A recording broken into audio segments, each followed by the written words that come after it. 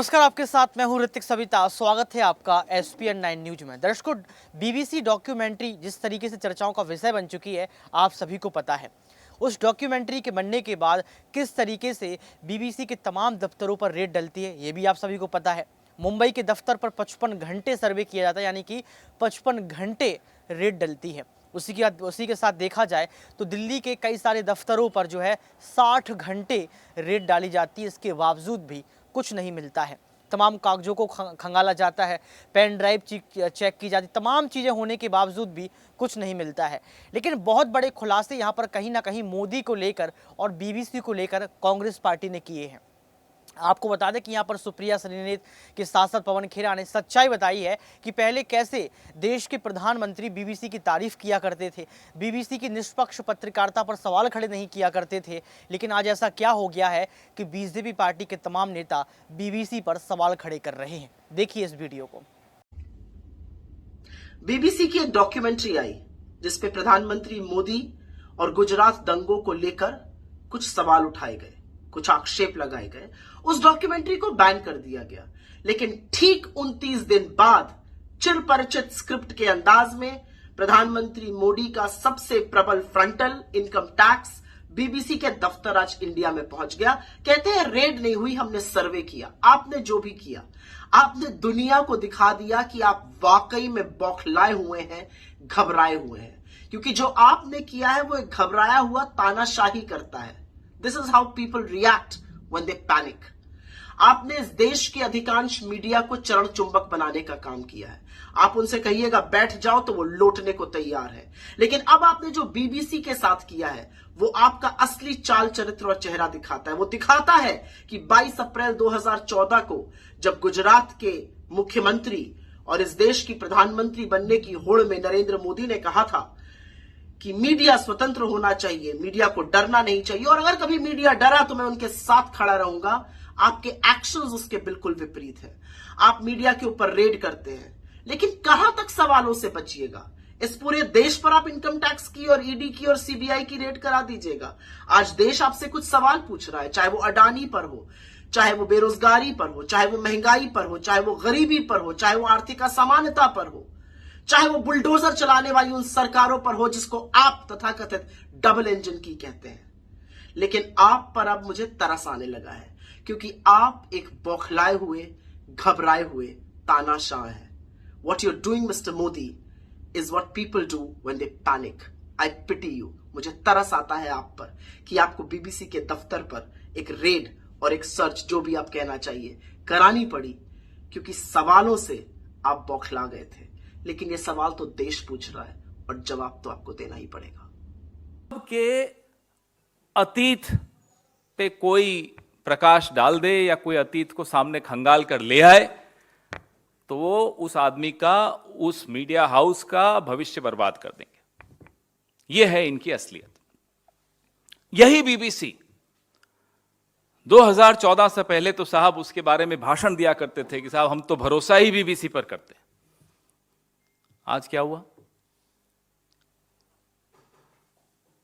तो खुद इतिहास खंगाल खंगाल करके सरनेम पे चले जाएंगे कि गांधी हो या नेहरू हो, और इनकी पार्टी और इनकी विचारधारा हजारों साल पुराना इतिहास सबको याद दिलाती रहेगी। अरे साहब आपके साथ ये बुरा हुआ। 20 साल पुराना इतिहास अगर BBC ने निकाल दिया तो आपको क्या परेशानी हो गई? G20 पे जो हमें रोटेशनल प्रेसिडेंटशिप मिली, चेयरमैनशिप मिल रही है हिंदुस्तान को, सबके लिए गर्व का विषय है। मदर ऑफ डेमोक्रेसी इंडिया, बिल्कुल है मदर ऑफ डेमोक्रेसी इंडिया। लेकिन इंडिया का जो प्रधानमंत्री है वो फादर ऑफ हिपोक्रेसी क्यों बना हुआ है? जब मदर ऑफ डेमोक्रेसी है तो विश्व में आप क्या छवि बना रहे हो? इस तरह से रेड्स डालकर, इस तरह से इनकम टैक्स की टीम भेजकर BBC पर क्या मिल जाएगा आपको? क्या छवि बहुत निखर जाएगी आपकी? आप सबको मालूम होगा, क्योंकि आप सबसे वाबस्ता है, आप से रिलेटेड है ये बात, कि वर्ल्ड प्रेस फ्रीडम इंडेक्स में 2021 में हम 142वें रैंक पर थे, 2022 में हम 150वें रैंक पर चले गए। हमारे पड़ोसी देश हमसे बेहतर हो गए। तो कल जो इन्होंने बीबीसी के साथ किया, आपको क्या लगता है कि हम वर्ल्ड प्रेस फ्रीडम इंडेक्स में और बढ़ जाएंगे? इसमें हमारा रैंकिंग सुधर जाएगी? आज कह रहे हैं साहब विदेशी साजिश हो गई। दैनिक भास्कर ने क्या कर दिया था जब उन पर रेड हुई थी? वो भी विदेशी साजिश थी। न्यूज क्लिक क्या विदेशी साजिश का हिस्सा था? न्यूज लॉन्ड्री क्या विदेशी साजिश का हिस्सा था? पहले एक चैनल पे रेड डालते हैं, फिर उनका दोस्त वो चैनल खरीद लेता है। ये कौन सी साजिश है? ये कौन सा टूल किट है?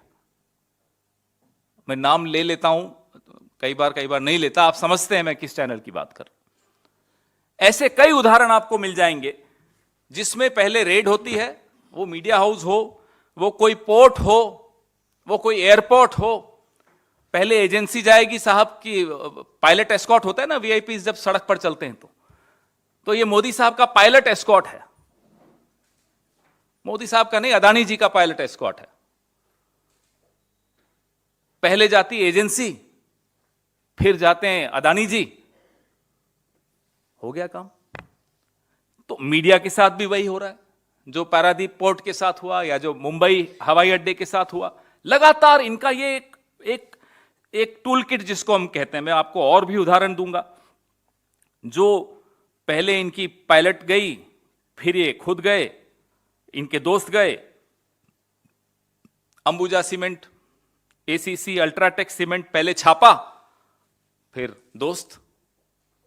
कितना अच्छा मॉडल है देखिए। एनडीटीवी, क्विंट, कहां इन्होंने ऐसा नहीं किया मुझे बताइए। तो अब जो इन्होंने कल किया है, हमें चिंता देश की छवि की है। पहले आपने फिल्म पे बैन लगाया कि यहां स्ट्रीमिंग नहीं हो सकती। अब पता नहीं हिंडलबर्ग का दिल्ली में ऑफिस है, इंडिया में कहीं है या नहीं, होता तो अब तक एजेंसीज पहुंच चुकी होती। अब पता नहीं कोशिश कर रहे होंगे कैसे उन देशों में जाकर अपनी एजेंसी को भेजें। मुझे लगता है इनको ईडी, सीबीआई, इनकम टैक्स का अब अलग अलग देशों में एक फ्रंटल ऑर्गेनाइजेशन तो इनकी बनी गई है, अलग अलग देशों में इनकी शाखाएं बना देनी चाहिए। जैसे आरएसएस की शाखाएं होती ना, वैसे ईडी की शाखा अमेरिका में, इंग्लैंड में, शायद फिर हिंडलबर्ग जैसे लोगों को भी चुप करा सके। मजाक बना दिया है देश का। He is made a mockery of this country. We are not a banana republic and we'll never be. लेकिन आप जो इस देश में कर रहे हैं, फिलिप कॉटलर अवार्ड न पहले सुना न बाद में सुना, पूरा तंत्र जागृत हो गया। अरे साहब मोदी जी को जय जयकार हो गई, फिलिप कॉटलर अवार्ड मिल गया। तब विदेशी साजिश नहीं होती। ऐसी ऐसी अखबारें जिनका कभी नाम नहीं सुना विदेशों में, कहीं उन्होंने पेज 1 पे छाप दिया कि मोदी जी महान है, तो मोदी जी बस उसी को लेकर पूरे देश में डिबेट्स हो रही होती हैं। विश्व गुरु जो अब तक तो देश के मीडिया को काबू करता था, विदेश के मीडिया पर भी रेड डालता है। विश्व गुरु ऐसे बनते हैं। विश्व गुरु पूरे विश्व के मीडिया पर रेड डालेगा, ऐसा विश्व गुरु हमारा। मजाक बना दिया। हंस रहे हैं लोग हम पर, और दुख होता है कि जब भारत जैसे देश के प्रधानमंत्री की हंसी उड़ती है इस तरह से। अफसोस होता है, भले विपक्ष में हो हम, प्रधानमंत्री होता है, अपनी हंसी खुद उड़वाए जा रहे हैं। मुझे याद आया लंदन में ही एक नजारा, मैदाम त्यूसाथ म्यूजियम में इनकी मोम की एक छवि बनी मोदी जी की। वो नजारा आप याद करिए, खड़े होकर उसको निहार रहे थे, अपनी ही छवि को। आप लोग सब कैमरा टीम्स गई थी, सब फोटोएं खींच रहे थे। तब कोई विदेशी साजिश नहीं थी। कोई अवार्ड मिल जाए, कोई रिकॉग्निशन मिल जाए, कोई विदेशी साजिश नहीं। कहीं कोई सच निकल कर आ जाए, साजिश हो गई, टूल किट हो गया, राष्ट्र विरोधी हो गए, तो चलिए बीबीसी राष्ट्र विरोधी है, द वायर भी राष्ट्र विरोधी है, द न्यूज मिनट भी राष्ट्र विरोधी है। इन सब पे इनकम टैक्स रेड्स हुई हैं। News laundry, Quint, NDTV, Bharat समाचार, न्यूज क्लिक, दैनिक भास्कर, ये सब राष्ट्र विरोधी हैं। क्यों? क्योंकि इन्होंने कभी हिम्मत जुटा के कुछ सच लिख दिया। अब ये टूल किट इनका चलेगा नहीं, ये मॉडल अब इनका चलेगा नहीं, क्योंकि अब पूरा विश्व हंस रहा है। 8 अप्रैल का मैं आपको मेरी प्रेस रिलीज में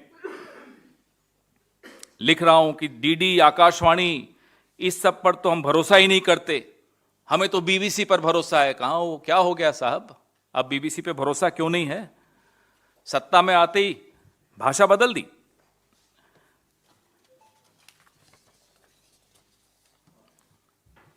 एडिटर्स गिल्ड ने कल एक स्टेटमेंट जारी किया, बीबीसी पर इनकम टैक्स के छापों की निंदा की। कांग्रेस पार्टी उस स्टेटमेंट का समर्थन करती है, स्वागत करती है और लोकतंत्र के चौथे स्तंभ को जो सत्ता का हथौड़ा बार बार मारा जा रहा है, हम उसका खुलकर डटकर विरोध करते रहेंगे। स्टार्टअप इंडिया तक तो ठीक है, लेकिन ये शटअप इंडिया तो हम नहीं होने देंगे और उसमें हम आपका भी सहयोग चाहते हैं, क्योंकि आपकी कलम पर कमल का इतना बड़ा प्रभाव हो, इतना दबाव हो, ये मुझे नहीं लगता आप लोगों को बर्दाश्त करना चाहिए। तो देखा आपने इस वीडियो में, ये तमाम वीडियो देखने के बाद आपको पता लग गया होगा किस तरीके से आज बीबीसी को बदनाम करने की कोशिश की जा रही है। जहां एक तरफ देखा जाए तो बीबीसी अगर आज चर्चाओं का विषय बना है तो सिर्फ बीबीसी डॉक्यूमेंट्री की वजह से। अगर सवाल उठते हैं तो डॉक्यूमेंट्री को आप रद्द कर देते, डॉक्यूमेंट्री सेंसर बोर्ड से हटा देते, आप जो है एमडी जो है बीबीसी के उन पर जो है कार्रवाई कर देते। लेकिन लगातार देखा जाए तो आपने पत्रकारिता पर सवाल खड़े किए हैं, निष्पक्ष पत्रकारिता पर सवाल खड़े किए हैं और इसी पत्रकारिता के समर्थन में, बीबीसी के समर्थन में यहाँ पर कांग्रेस के तमाम नेताओं ने बयान दिए हैं। तो क्या सच में देश के प्रधानमंत्री को बीबीसी से डर है? क्या सच में अगर जो कोई भी आवाज़ उठाएगा तो इसी तरीके से उसकी आवाज़ को दबा दिया जाएगा? देखिए, एक तरफ देखा जाए तो संसद में जब राहुल गांधी बोलते, तमाम कांग्रेस के नेता बोलते हैं तो माइक ऑफ कर दिया जाता है, लेकिन जब पत्रकारिता बोली जाती है तो पत्रकारिता को भी ऑफ कर दिया जाएगा। ये तमाम सवाल हैं। आखिर ईडी, सीबीआई, आईटी की जो रेड डलती हैं वो निष्पक्षता पर क्यों डलती हैं, ये जानना ज़रूरी हो जाता है। और दर्शकों, मैं आपको यही बताना चाहता हूँ यहाँ पर किसी तरीके से कि जो वीडियो आपने देखा इसमें कितनी सच्चाई है, कितनी हकीकत है, ये आप सब समझ रहे हैं। लेकिन बड़ी बात निकल कर ये आ रही है यहाँ पर कि अगर गुजरात दंगों को लेकर देश के प्रधानमंत्री की छवि खराब करनी होती तो उस समय क्यों नहीं की, जब देश के प्रधानमंत्री की सरकार नहीं थी। लेकिन आज सरकार है। अगर आपको लगता है कि ऐसा कुछ हो रहा है तो कहीं ना कहीं गुजरात दंगों को लेकर आपको उजागर आना चाहिए और ये तय करना चाहिए कि आप उसमें शामिल नहीं थे। लगातार देखा जाए तो मोदी अडानी का जो मुद्दा है वो भी गरमाया हुआ है, उसको लेकर भी बीजेपी पार्टी के तमाम नेता जो है चुप्पी नहीं तोड़ते हैं। तो अब आप बताइए कि बीबीसी पर सवाल खड़े करना ठीक है क्या? निष्पक्ष पत्रकारिता पर सवाल खड़े करना ठीक है? आज के इस खास प्रोग्राम में बस इतना ही। देखते रहिए SPN9 न्यूज।